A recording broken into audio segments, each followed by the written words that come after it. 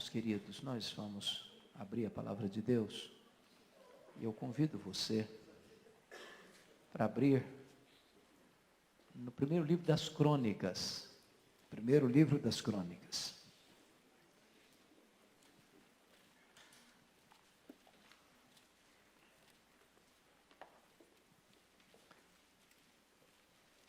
Vamos abrir no capítulo 4, por favor.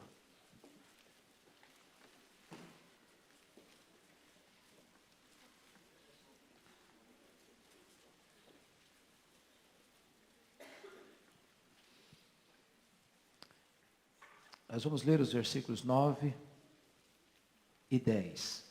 Eu gosto muito de ler biografias. Eu não sei se você tem esse hábito, mas quando eu leio uma biografia, eu tenho a bênção e o privilégio de aprender, em algumas horas de leitura, o que muitas vezes uma pessoa levou a vida inteira para aprender. Nós aprendemos por contraste, ou nós aprendemos por imitação. Há pessoas que nos ensinam, nos mostrando que nós não devemos seguir aquele caminho. É um alerta para nós. Há vários sinais de perigo, placas, avisando riscos pela estrada. Há outras pessoas que nos ensinam pelo exemplo, que nos inspiram, que nos motivam, que nos encorajam. E o texto que nós vamos ler é uma brevíssima biografia. É como que uma pérola que você encontra no meio de uma situação aparentemente árida. E eu convido você então para ler comigo esses dois versos. 1 Crônicas 4, 9 e 10. Vamos juntos? Foi Jabes mais ilustre do que seus irmãos. Sua mãe chamou-lhe Jabes, dizendo: porque com dores o dei à luz. Jabes invocou o Deus de Israel, dizendo: ó, tomara que me abençoes e me alargues as fronteiras, que seja comigo a tua mão e me preserves do mal, de modo que não me sobrevenha aflição. E Deus lhe concedeu o que lhe tinha pedido. Irmãos, há muitos momentos na nossa vida que nós enfrentamos determinadas dores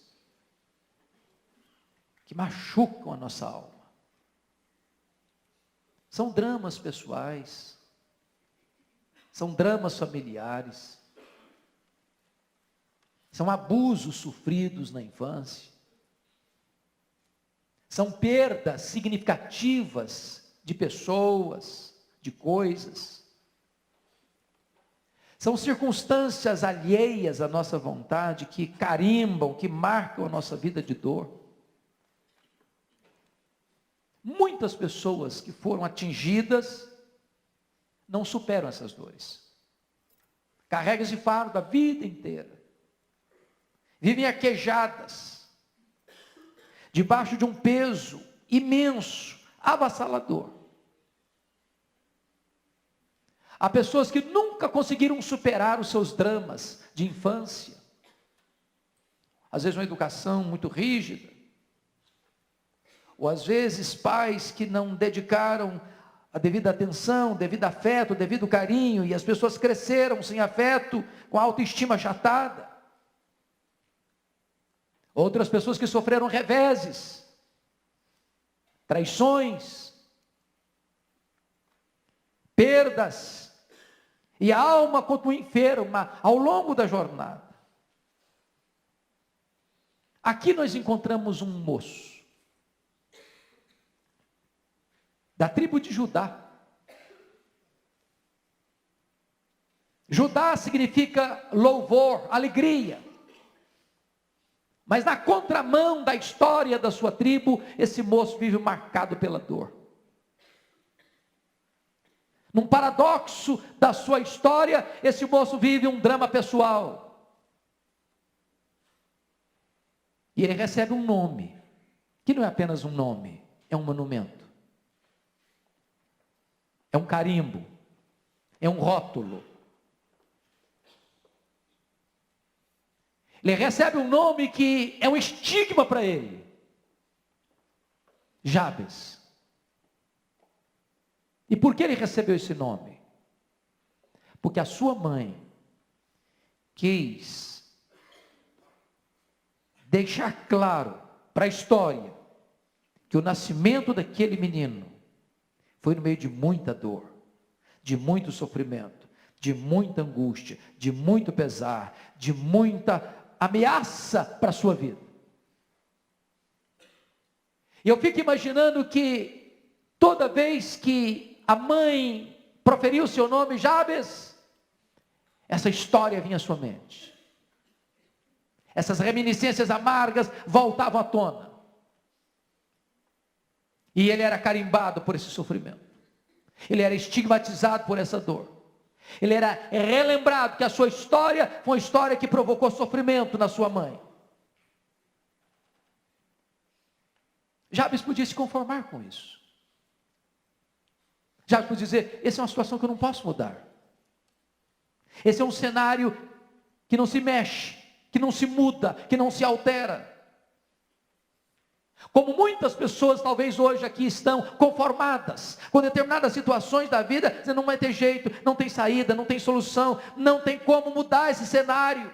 E se conformam, rendem-se por completo, jogam a toalha, capitulam-se. Hoje eu quero encorajar a você, olhar para Jabes e ter coragem de tomar algumas atitudes na sua vida. E eu quero dizer para você que não há arma mais poderosa e mais revolucionária para Deus fazer um milagre na nossa história do que você romper essa situação de tragédia, esse cenário cinzento e árido, para romper com tudo, tendo coragem de clamar a Deus em oração. Não há nada mais poderoso na terra do que oração, porque oração é acionar o braço do onipotente. Você deve se inconformar com os conformismos da vida, para se conformar com as verdades que Deus pode produzir no seu coração nesta manhã.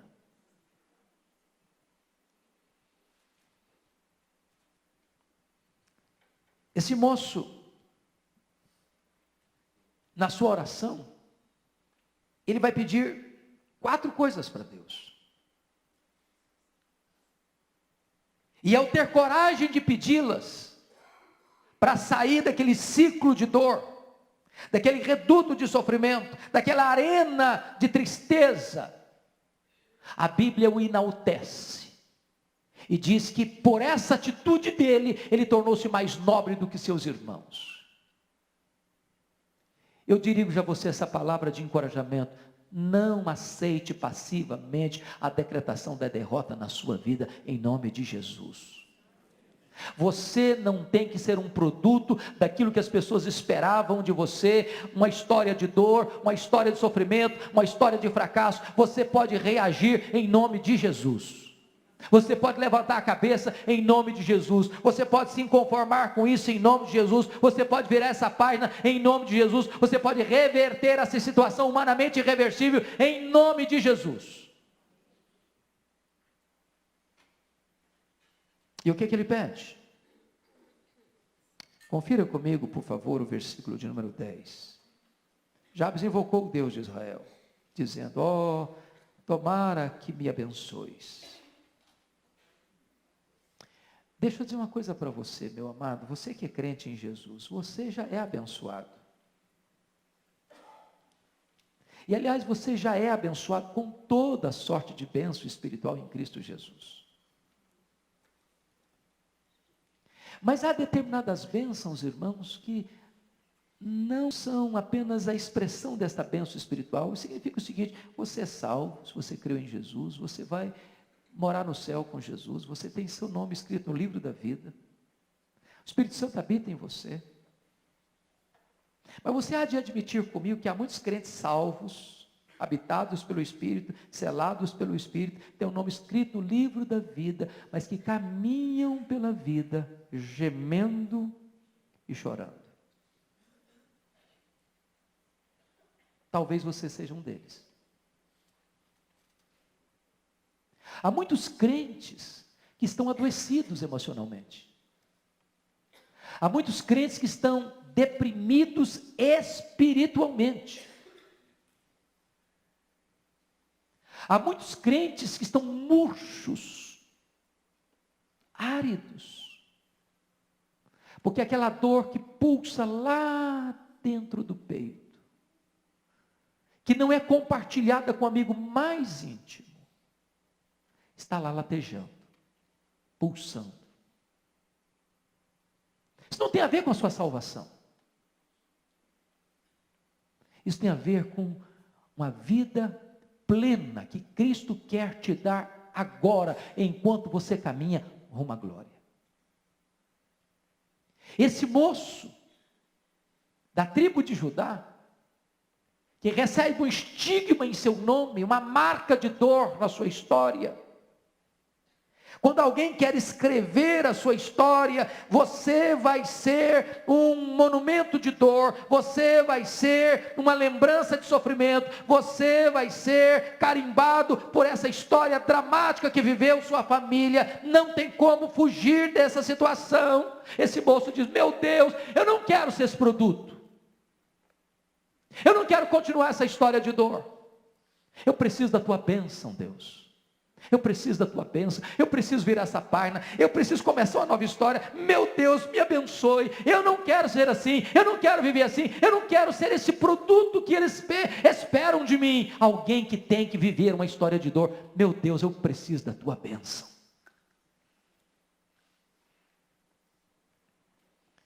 Preste atenção.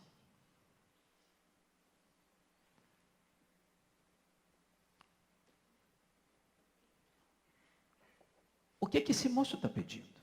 Ele está pedindo a bênção de Deus. Me lembra da história do Jacó. Lembra do Jacó? Houve um dia que Jacó trava uma luta com Deus. Aliás, Deus trava uma luta com ele. E o Jacó resistindo.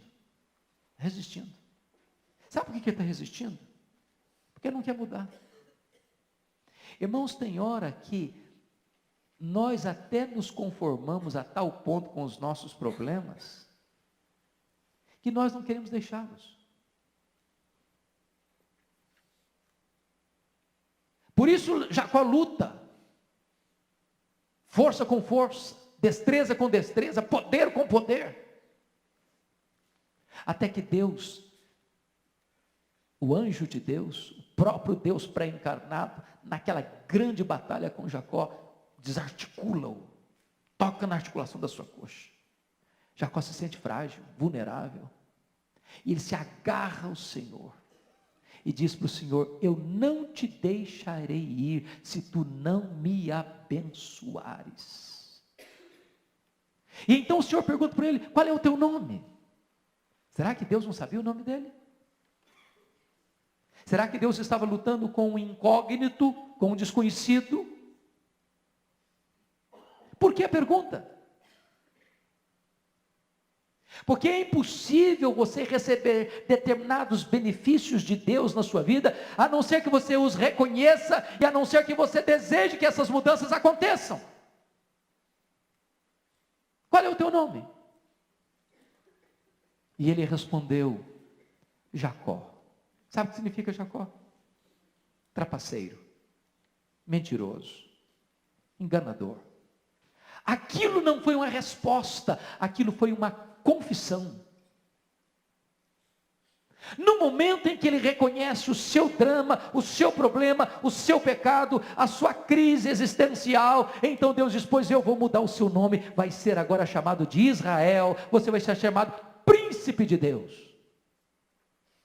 Eu quero encorajar você nesta manhã, em nome de Jesus, de deixar a sua história de dor e hoje assumir uma nova postura, uma nova identidade como um príncipe e uma princesa de Deus.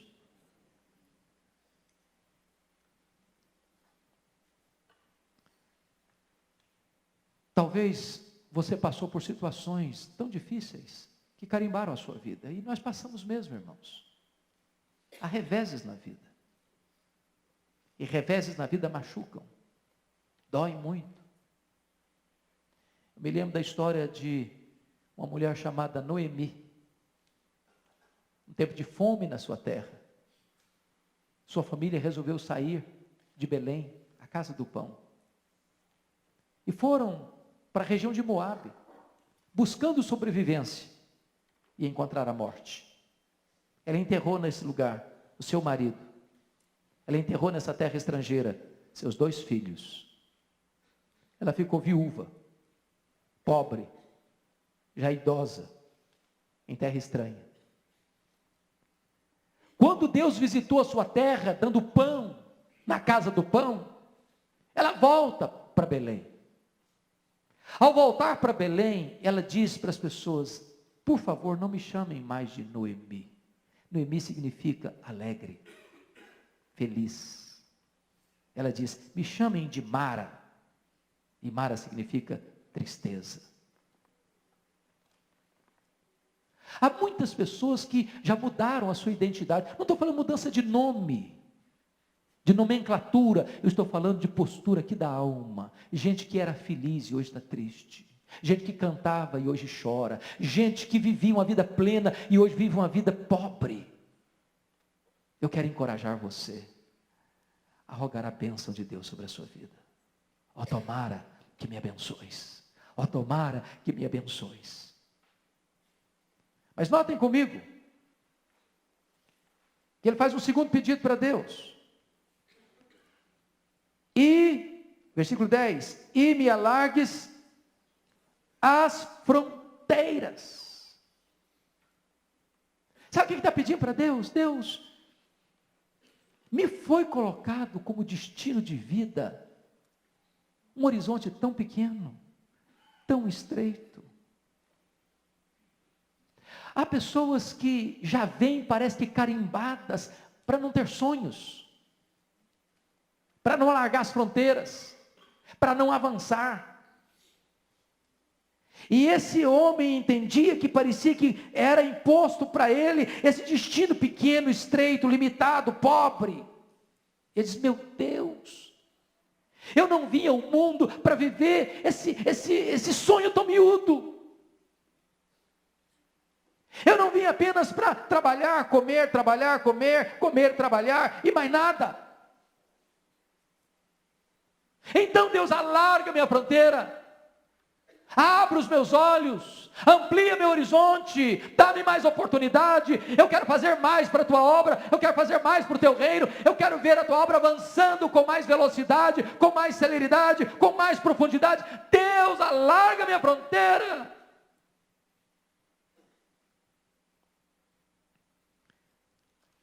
Quando eu vejo o pastor Arival, no seu sonho, no seu desiderato, no seu propósito, no seu desejo de ver a igreja crescer, eu gostaria de encorajar você a dar as mãos a ele. Nós queremos isso. Nós não queremos apenas nos assentar aqui num banco acolchoado e ter um ambiente gostoso e ficar aqui e é para nós e só para nós. Meu Deus, alarga a nossa visão, amplia o nosso horizonte, leva-nos a horizontes mais largos, a ter influências maiores, a expandir o nosso ministério. Pastor Erival e eu conversamos com bastante frequência, pelo menos dos sonhos. Se Deus nos der a bênção de um dia ver os sonhos realizados, glória a Deus. Se Deus não quiser realizar conosco, que levante outros. Mas irmãos, não é possível, no século da comunicação, não é possível numa cidade de mais de 10 milhões de habitantes, não é possível diante de tantos recursos humanos e materiais, não é possível nós termos o poder do Espírito Santo e nos limitarmos, e nos conformarmos. Deus tem mais para nós. Deus tem muito mais para nós. Deus tem infinitamente mais para nós. E a nossa oração deve ser a de Jabes: meu Deus, alarga as minhas fronteiras, alarga as minhas fronteiras, alarga as minhas fronteiras. Terceiro pedido dele, veja o verso 10. Por gentileza. Ele diz assim: e que seja comigo a tua mão. Sabe o que ele está pedindo? Oh meu Deus, já que tu vais fazer esta obra grandiosa de alargar as minhas fronteiras, deixa eu dizer uma coisa para o Senhor. Então eu preciso que o Senhor vá comigo. A tua presença, Senhor. Porque eu não vou conseguir alargar fronteiras, e eu não posso, meu Deus, ser de fato abençoado por Ti, porque sem a Tua presença, porque a Tua presença é a coisa mais importante da minha vida. Ontem eu estava pregando na inauguração de um templo aqui em São Paulo. Eu gostei do que o pastor disse, um templo bonito. Ele disse: isso aqui gastou-se muito dinheiro para fazer. Ficou tão bonito. Mas isso aqui é nada sem a presença de Deus. Nada. Você e eu não podemos ir a lugar nenhum se Deus não for conosco. Não há vitória na nossa vida se Deus não for conosco.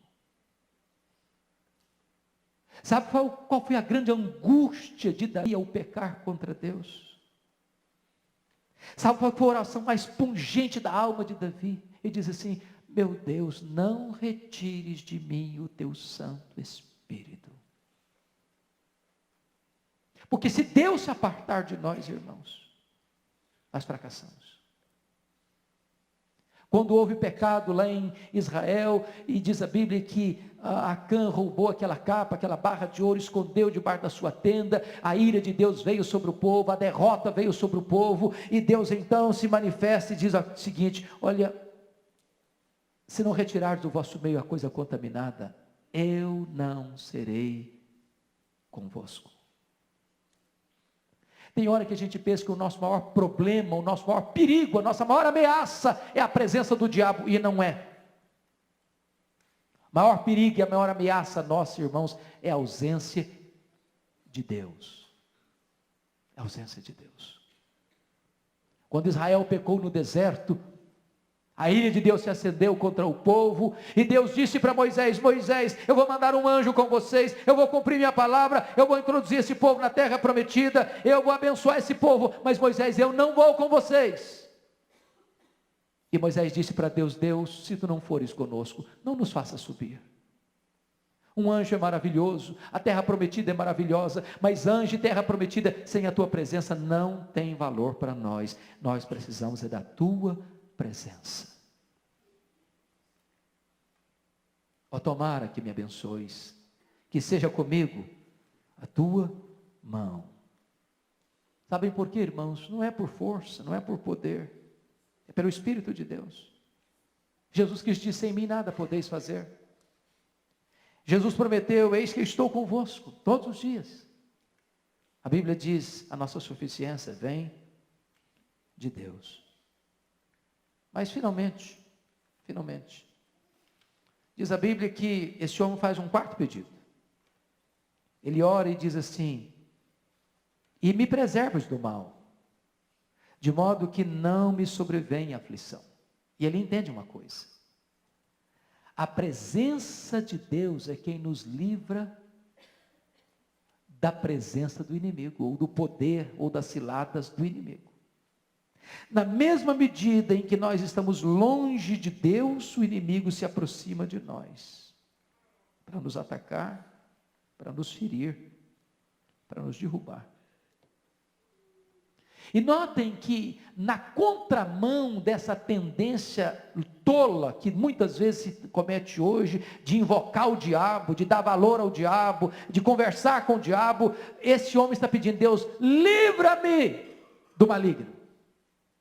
Preserve-me do maligno. Essa semana me mandaram um vídeo que eu achei uma blasfêmia. Uma blasfêmia.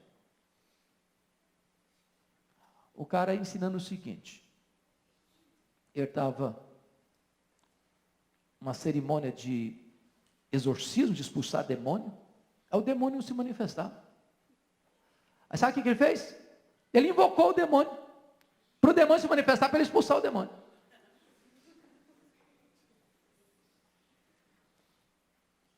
Isso não é apenas tolice, isso é blasfêmia. Nós não devemos invocar o demônio, nós não devemos conversar com o demônio, nós não devemos valorizar o demônio. Nós temos que orar e dizer como Jesus nos ensinou: Senhor, livra-nos do maligno, livra-nos do mal. Até porque, irmãos, nós não temos ferramentas nem forças em nós mesmos para lidarmos com este inimigo, a não ser que Deus esteja conosco, a não ser que Deus nos capacite, a não ser que Deus nos revista de poder. Nós não temos condições de enfrentar este inimigo, porque esta arma não é carnal, esta batalha não é carnal, esta batalha é espiritual, e nós não entramos nessa batalha com armas carnais, e sim com armas poderosas em Deus, para destruir fortalezas e anular sofismas.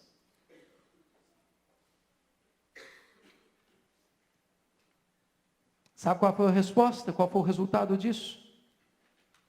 Versículo 10 diz: e Deus lhe concedeu o que lhe tinha pedido. Deus responde a oração. Deus atende o clamor do seu povo. Deus faz. E a minha oração é que hoje você que veio aqui possa colocar diante de Deus a sua causa, a sua luta, a sua dor, o seu drama. Cada um de nós tem um ponto que precisa ser tocado por Deus. Talvez coisas tão íntimas, tão profundas, que você não admite nem diante do espelho, que só o Espírito Santo sonda, só o Espírito Santo conhece. Mas você hoje entende: Deus, eu preciso de um toque teu, de uma obra tua, de um milagre teu, de uma libertação tua, de uma manifestação da tua graça nessa área da minha vida, Senhor. Põe isso diante de Deus. E diz a Bíblia que aquilo que parecia impossível acontece. Deus atendeu o pedido de Jabes. Deus está aqui. E Ele é o Deus que fala. E Ele é o Deus que ouve a oração. Ele é o Deus que escuta o clamor do aflito. E eu quero encorajar você a nesta hora apresentar nas mãos de Deus, no altar de Deus, esta causa. Por favor, feche os seus olhos. Curva a sua fronte.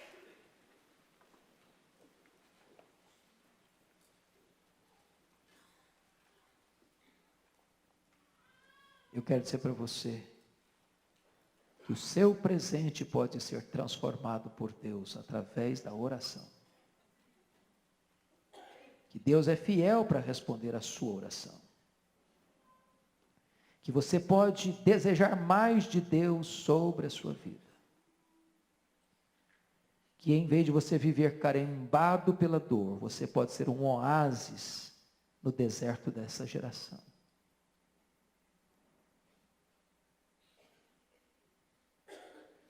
Eu quero orar por você. Eu quero orar com você. E se você hoje quer apresentar a sua vida, a sua causa a esse Deus, por favor, onde você estiver, ponha-se em pé.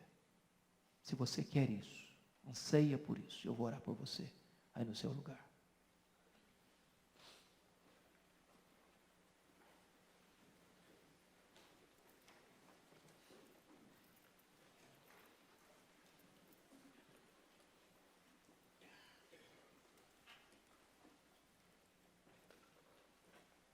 Deus, aqui está o teu povo.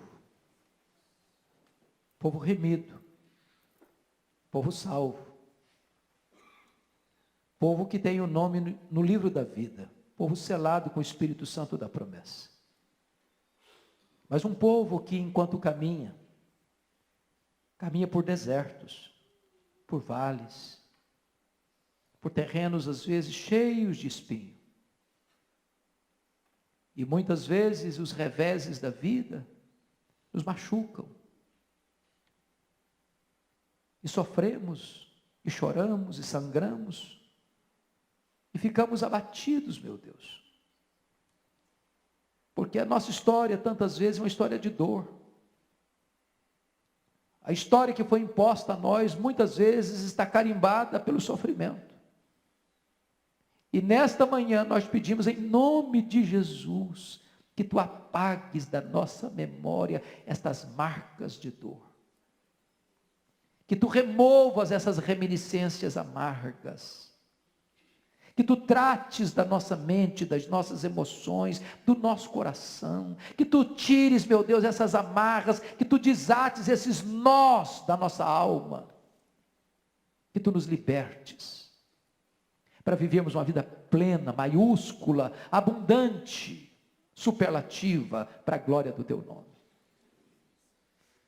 Meu Deus, que os Teus filhos e filhas voltem para casa hoje, na convicção de que o seu clamor foi atendido, de que a sua oração foi respondida, e de que a resposta, que a bênção veio, chegou, porque Tu és o Deus que vê, o Deus que ouve, o Deus que atende o clamor do aflito. Bendito é o Teu nome, Deus, porque Tu mudas a nossa história. Bendito é o Teu nome, porque Tu intervens na nossa história. Bendito é o Teu nome, porque Tu transformas a nossa história. E nós Te pedimos que seja assim na vida dos Teus filhos e das Tuas filhas, aqui nesta manhã, para o louvor da Tua glória. Em nome de Jesus. Aleluia. Amém.